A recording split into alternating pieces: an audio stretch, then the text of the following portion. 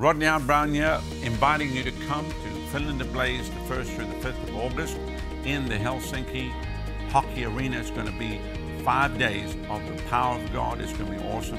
The Holy Spirit can set any person free. Pyhä henki voi vapauttaa kenet It doesn't matter tahansa. what lifestyle they're living Ihan right now. sama millaista elämäntyyliä The love of elätkään. God reaches out to lost Jumalan and dying world. rakkaus ulottuu sinuun. And the power of God will set people free in a split second. Jumalan voima vapauttaa ihmisiä yhdessä sekunnissa. That which man cannot do with years of Sitä, mitä counseling. ihminen ei voi tehdä vain vuosien terapiassa. The counselor comes right in the room. Niin tämä terapeutti tulee itse And he sets huoneeseen. people free. Ja hän vapauttaa. He delivers Hän vapauttaa. from drug addiction, Huumeista, from alcoholism, alkoholista, from lust and pornography. himosta, He pornografiasta. sets the captives free. Hän vapauttaa vangit. And he binds up the broken Ja heart. hän sitoo sydämeltään särjet. Transforming power. Muuttava voima.